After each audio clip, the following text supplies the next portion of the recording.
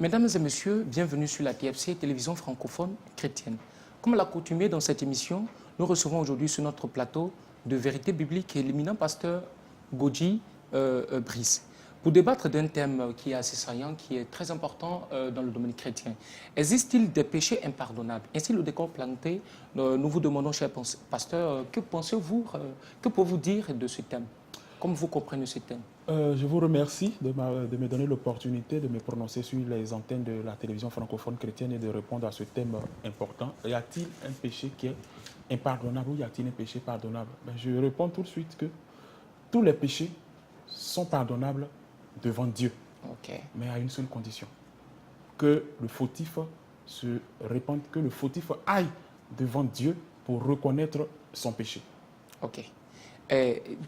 Je voudrais savoir, cher pasteur, qui sont les initiateurs du péché dans le monde?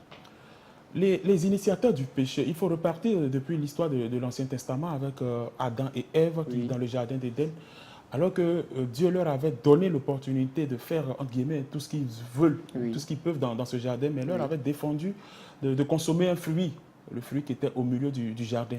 Malheureusement, Ève s'est laissée tromper par le diable qui est venu sous forme de serpent et a consommé le fruit et a donné également le fruit à son mari, Adam. Et je pense que c'est de là qu'est parti le péché et c'est de là qu'est parti, malheureusement, ce qui suit aujourd'hui les hommes. Oui. Comme on connaît tous l'histoire d'Adam et Ève, pour ajouter à cela, il faut dire que même depuis la création, pour ma petite connaissance, le fautif dans le péché, je pourrais même dire que c'est le diable. Le diable qui a désobéi à l'Éternel, qui, parce qu'il voulait s'égaler à l'Éternel, a été précipité sur la terre. Voilà. Donc, à cet effet aussi, nous voulons savoir, est-ce que tous les péchés ont-ils la même valeur? Est-ce que tous les péchés ont-ils la même valeur? Alors, je vais être clair avec les téléspectateurs qui nous suivent dans cette émission de vérité biblique. Un péché reste un péché. Il n'y a pas un péché X qui est au-dessus d'un péché Y. Pour quelqu'un qui vole, par exemple, la dîme, et pour quelqu'un qui a tué, le péché reste le péché. Ce n'est pas parce que tu as volé la dîme que ton péché est plus ou est moindre que celui qui, par exemple, a tué et puis d'ailleurs même s'est défendu dans les 10 commandements. Il ne faut pas tuer. Mais cher pasteur, le constat qui est fait dans nos églises, c'est qu'il y a des péchés qui sont plus, je veux dire, des péchés qui sont décriés sur tous les toits. Lorsque, par exemple, vous commettez l'adultère, lorsque, par exemple, vous commettez ce que vous venez de dire, le vol de la dîme, tout de suite là, tout le monde vous clipe des yeux. Oui, justement. Mais par contre, il y a des personnes qui mentent jour et nuit et puis, bon, ça passe inaperçu, quoi. Oui, justement, parce que ce sont des actes. L'adultère, c'est quelque chose que tout le monde peut voir tout de suite. Par contre, quelqu'un qui reste dans sa maison, qui vole, par exemple, la dîme, c'est entre lui et Dieu. Voilà. Lui seul sait qu'il n'a pas payé sa dîme, par exemple. Mais si tu as commis l'adultère et que tu as une responsabilité, par exemple, dans ton église, et qu'on te prend la main dans le sac, mais c'est normal que peut-être qu'on présente tout ça devant le public, devant les chrétiens. Mais je veux être ferme sur une chose pour les chrétiens, les téléspectateurs qui nous suivent. Un péché reste un péché. Il n'y a pas un péché en dessous de l'autre. Et si tu as péché, que tu n'es pas allé véritablement vers Dieu pour demander pardon, ton péché ne va pas être pardonné.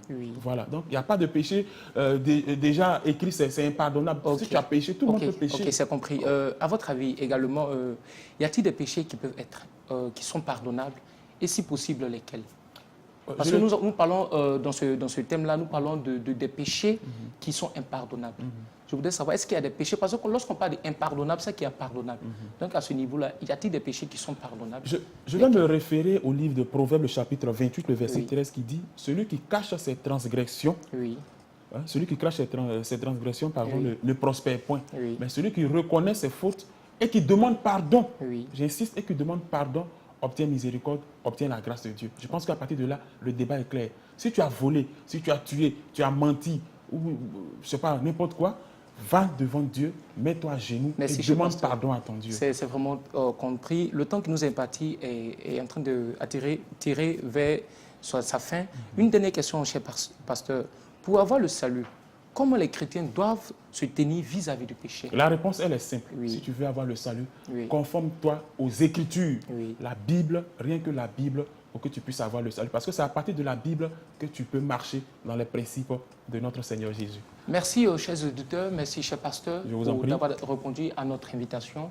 Nous sommes vraiment très heureux pour vous et beaucoup de choses ont été dites. La seule des choses que nous pouvons retenir en tant que chrétiens, il faut s'éloigner du plus possible du péché, car le péché pourrait être un frein à notre salut. Merci d'avoir suivi cette émission. Nous nous retrouvons la prochaine fois dans une nouvelle édition. Sur ce, Dieu vous bénisse.